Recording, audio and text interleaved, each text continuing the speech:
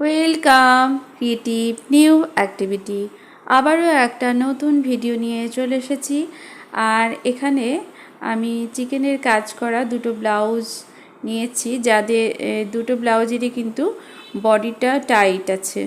তো যেহেতু এটা কেনা ব্লাউজ, তো এই ব্লাউজের খুব বেশি কাপড় থাকে না। তো এটাকে কিভাবে আমি ঢিলা করছি সব কিছুই তোমাদেরকে এই ভিডিওতে দেখাবো। কারণ এই ধরনের সমস্যা আমাদের অনেকেরই হয়। তো আজকে এটা তোমাদের দেখাচ্ছি যে খুব সহজে এটা কিভাবে সলভ করা যায়। তো সেজন্য আমি এই মাঝখানে এই যে হুকের কাজটা আমি জোড়া দিব কাপড়। তো তার আগে তো আমাকে দেখে নিতে হবে যে আমাকে কতটা ঢিলা করতে হবে। তো সেই মাপটা আমি নিয়ে নিচ্ছি, যে যেই ব্লাউজের মাপ ঠিক আছে সেখান থেকে।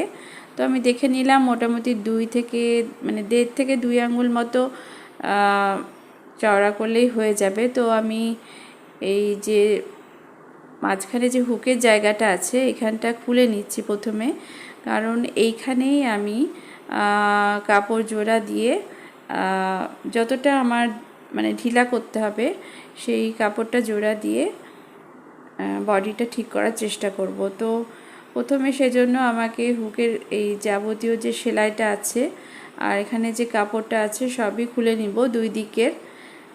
তারপরে ম্যাচিং কাপড় নিয়ে নিয়েছি। আমি এখানে সাদা ব্লাউজটা দেখাচ্ছি। তো আমাকে এখানে 4 টুকরো কাপড় নিতে হবে, লম্বা করে কাটা।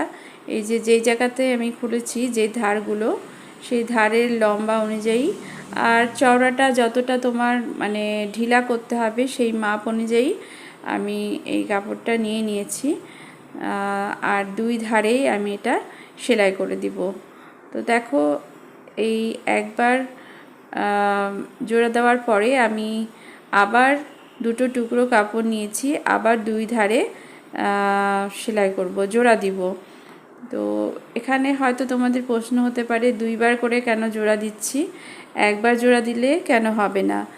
কারণ আমরা প্রথমে যে কাপড়টা জোড়া দিচ্ছি সেটা তো আমি যতটা বড় করব সেই অনুযায়ী, আর দ্বিতীয় কাপড়টা যে জোড়া দিচ্ছি সেটা আমি জোড়া দিচ্ছি হচ্ছে যে আমি যে হুকের ঘরটা আছে সেই হুকের ঘরটা তৈরি করব সেজন্য। তো দেখো, এই যে হুকের ঘরটা দেখতে পাচ্ছ, একদিকে হুক লাগানো আছে, যে ঘরটা এই যে দেখো এরকমভাবে তৈরি।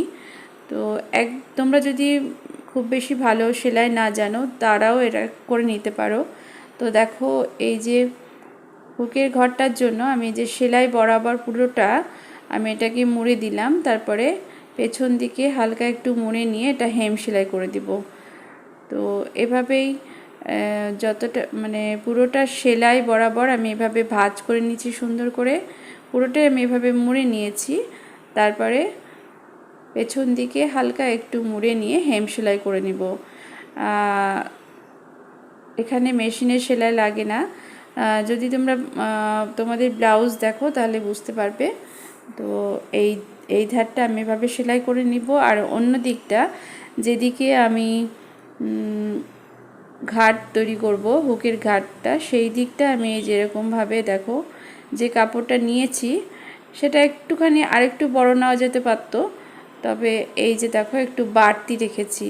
পুরোটা যেই কাপড়টা নিয়েছি ওই কাপড়টাকেই আমি ব্যবহার করে এটাকে তৈরি করেছি। এদিকে মেশিনের সেলাই করেছি আর এদিকে হাতের সেলাই করেছি। তোমরা একবার দেখে নিবে যে তোমাদের যে ব্লাউজ আছে সেটা কিভাবে সেলাই আছে, তাহলে আরও ভালো করে বুঝতে পারবে। তো এই দিকটা আমি হুকের সেলাই করেছি, আর অন্য দিকটা হচ্ছে ঘাটের জন্য আমি রেডি করে নিয়েছি।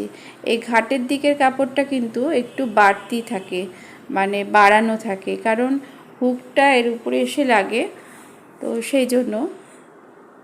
তো এভাবে আমার এই যে হুকের ঘরের জায়গাটা আমার রেডি হয়ে গেল। আর যে প্রথমে যে জোড়া দিয়েছিলাম যে কাপড়টা, সেটা হচ্ছে আমার বডিটা যতটা ঢিলা করব সেই অনুযায়ী। তো আমার এটা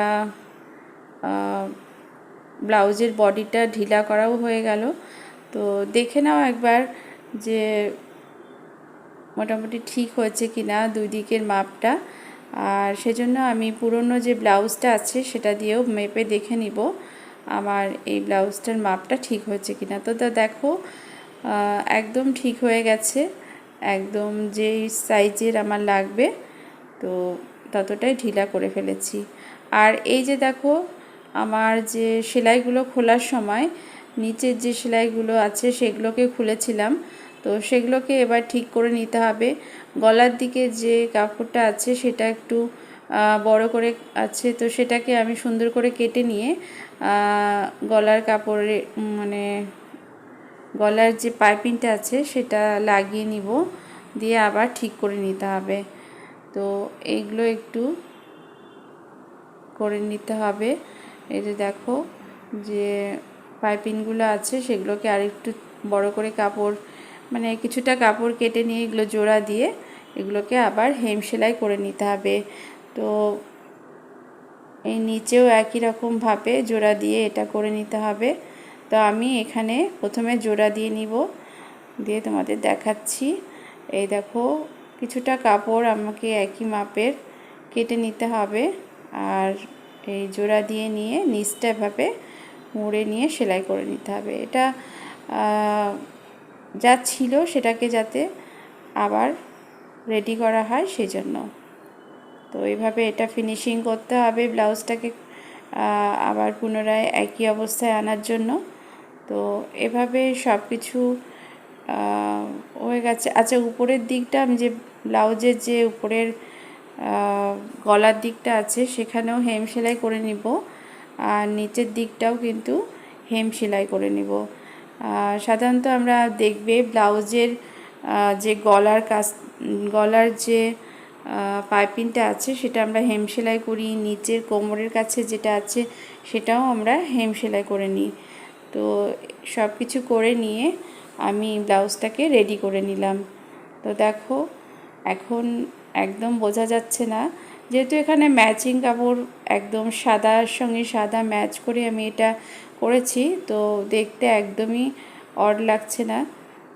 তো তোমরাও খুব সহজেই এই কাজটা করে নিতে পারবে। ব্লাউজের যদি এরকম বডি টাইট হয়, যেহেতু আমার এখানে হাতাটা ঠিকই আছে তো আমি হাতাটাকে কিছু করলাম না। তো অনেক সময় হাতাও টাইট হয়, বডি টাইট হয়, সেক্ষেত্রে একটু অন্যরকম মানে করতে হবে, মানে হাতাটাকে ঠিক করার জন্য। তো সেরকম যদি কোনো সমস্যা হয় তাহলে তোমাদের সঙ্গে শেয়ার করব। তো ভিডিওটা কেমন লাগলো অবশ্যই কমেন্ট করে জানাবে।